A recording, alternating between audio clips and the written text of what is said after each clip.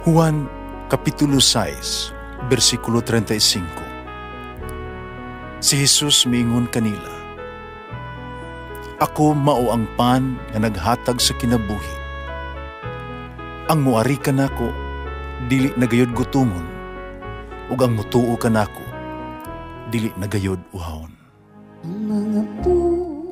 Pan sa kinabuhi.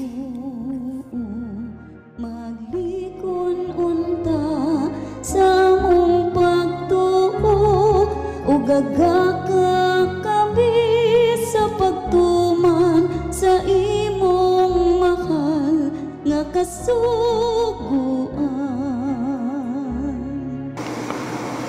Ang Ginoo manaa kaninyo. Santo sa Ebanghelyo sumala ni San Mateo. Si Jesus miingon, "Pagkalaot ninyo mga matutudlo sa balaod, kamo mga Fariseo, mga tigpakaron ingnon, kitangkahan ninyo ang pultahan sa gingharian sa langit at tubangan sa mga tao. Apan kamo mismo dili mosulod. Ni pasudlon ninyo ang mga tao nga gustong mosulod. Pagkalaot ninyo mga matutudlo sa balaod, kamo mga Fariseo, mga tigpakaron ingnon, mulawig kamo o kadaghanan sa kadagatan, baktason ninyo ang mga kayutaan aron pagkabig sa mga tao o sa makabig na siya, gihimo ninyo siya nga labi pang angay nga may impyerno kay kaninyo. Pagkalaot ninyong mga giya nga buta, nagtudlo kamo nga kung ang usa ka tawo manumpa tungod sa templo, dili kinahanglan nga tumano niya ang iyang panaad. Apan kung manumpa siya tungod sa bulawan nga naa sa templo, obligado siya sa pagtuman sa iyang panaad. Mga buta o mga buang-buang. Hain may labing importante, ang bulawan ba o ang templo nga maoy nakababalaan sa bulawan? Nagtudlo sab kamo nga kung may manumpa tungod sa halaran, di kinahanglan nga tumanon niya ang iyang panaad. Apan kung manumpa siya tungod sa gasa nga naa sa halaran, kinahanglan tumanon niya ang iyang panaad. Pagabuta gayud ninyo, hain may labing importante, ang gasa ba o ang halaran nga maoy nagababalaan sa gasa?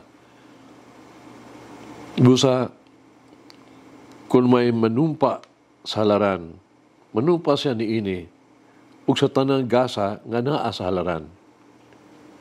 Ug kung may manumpa sa templo, manumpa siya niini, ug sa Dios nga nagpuyo didto. Ug kung may manumpa sa langit, manumpa siya sa trono sa Dios, ug kaniya nga naglingkod niini. Ang Ebanghelyo sa Ginoo.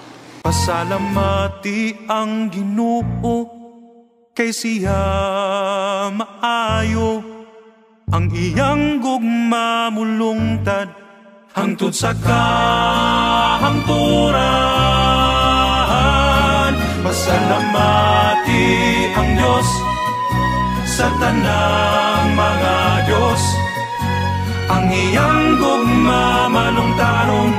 Pasalamati ang Ginoo sa mga Ginoo, ang iyang gugma malungtaron. Ang Ebanghelyo ni San Mateo naglista og 7 ka mga alaot batok sa mga eskriba o sa mga Fariseo. Kining mga kalautan, pasabot sa pagsalikway sila mga pagtulunan o pagpasidaan sa ilaha mga tigpaminaw nga dili gud sundon ang ilahang estilo sa kinabuhi. Nga naman, tungod kay ang pagka-Diyos noon sa mga eskriba, mga Fariseo, alang lamang sa publisidad, alang lamang sa pakita, kini nag-alagay lang silang kaugalingon. Ang mga eskriba o ang mga Fariseo, nagbuhat ng mga butang aron lang makamugna og positibong impresyon, no? Apan sa pagkatinuod, ilang gibuhat ang sukwahi o naghimo sa mga butang nga mas bugat o lisod alang sa ordinaryong mga tao. Ang ilang batasan sa relihiyon, pakitang tao lang, para lang sa ilang kaugalingon. Busa, gisaway sila ni Jesus nga nag-ingon, "Laot kamo, mga eskriba o mga Fariseo."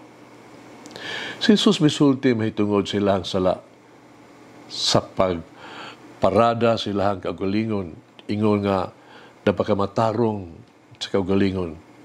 Apan tinuod, dili. Nasayon sila sa balaod, wala nila kinitumana. Mayong ilang gisulti, wala nila kinibuhata. Ug hulagway ni San Mateo ang ilang pagkasaling kapaw.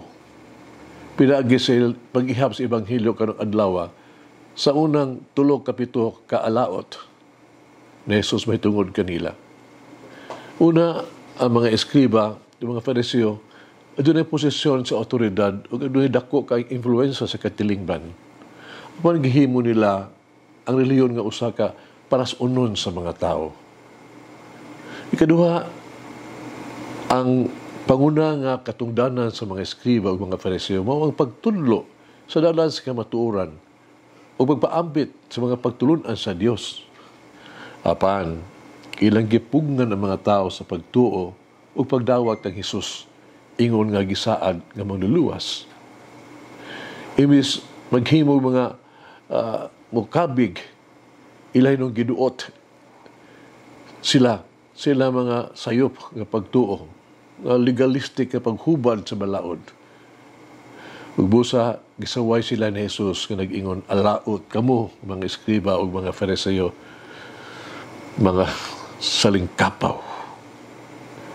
Ikatulo, gipugnan unta nila ang mga tao sa paghimo o mga sayop.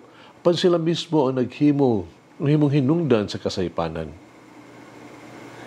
Ibabalik unta nila ang mga tao sa nasayop nga dalan, nasaang nga dalan sa kamatuoran. Pailay noon silang gikondinar o dili na sila dawaton pagbalik sa katilingban. Ilang gipresentar ang ilang kaugalingon, ingon og mga paragon of pagkamatarong. No? Ilang gipresentar ang sayop nga mga mithi, mga pulong, nga makamahimuot sa Dios. Maangkon ba nato ang mga pagdaig sa Dios o kini ba alaot kanato?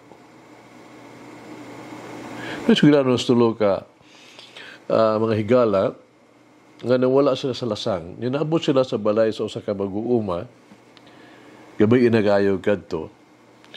Kung sa ilang gihangyo ang mag-uuma, kung mahimo ba nga sila magpabilig usa ka gabi sa iyang balay. Gamay ra kayong balay sa mag-uuma. Duha yung katao ang magkaamudoy ang masud niini sa higdaanan. Gingnan sila sa mag-uuma nga, usa mahimo makatulog ato sa kamalig, apan ang baho ni makilalisan kayo. Ang tanan ng mga nanap, nagpabiling dito, nagpuyo dito. Ang unang voluntaryo nga motulog sa kamalig. Human sa 30 minutos, doon ay kusog at tuktok sa pultahan. Naginhawa siya. Baho kayo. Di na nako kaya. Ingon niya. Ay kaduha, misulod, ug miingon. Ingon siya, "Muadto ako. Ako'y matulog sa kamalig." Usap man sa wala gani, pero usa ka oras, mipalik siya. Ang hangin, makalilisang daotan kayo. Ikatulo, biingon, "Ako magkahibaw ni ini. Ako ang matulog dito." Iba ko ka, humas 30 minutos, hindi ako kayong kusog nga pagbundak sa pultahan, idasmagan. Yablihan nila ang pultahan. Ug tanawa, silang nakita.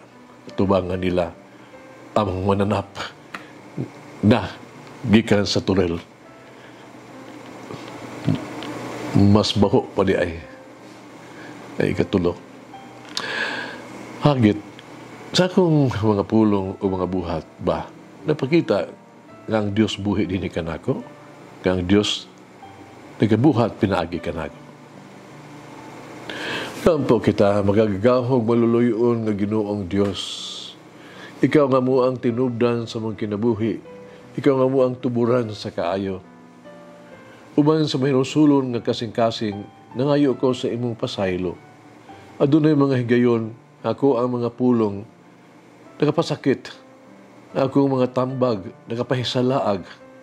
Ako panag-ingnan, nahimo mga iskandalo.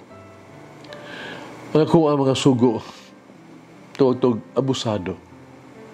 Uban sa masulubon nga kasing-kasing, ako ang gipangayo ang imong grasya, kami himo mausab aron mahimong mas maayong akong tao. Hinaot na ako ang mga pulong makapabayaw. Hinaot makapadasig ang ako mga tambag. Hinaot nga ang makadasig nga ako ang mga sugo. Hinaot nga ako ang mga ehemplo makahupay. Pinaagi sa migugmaong pagpatiliwala sa imong anak nga si Jesus ang mga luwas o Ginoo. Amen. Mama Mary, open my eyes of my heart so that I may set the truth. Mulangin ang Diyos magigawam sa tanan. Amahan, Anak, Espiritu Santo. Amen. May the Lord of the divine mercy bless us all, heal us from all diseases and suffering. Ayun unta niya kita, tanang mga sakit na to sa lawas o sa kalag, body and soul. In the name of the Father, the Son, and of the Holy Spirit. Jesus, I trust in you. Amen. Whoever eats the bread of life will never hunger, says the Lord. Kay galaan inyong nabati ang pagpaambit ug hamubong pamalandong sa pulong sa Dios pinaagi sa tulumanon, pan sa kinabuhi nga gidumala ni Monsignor Daddy Silva. Hangtod na usab sa sunod higayon, daghang salamat.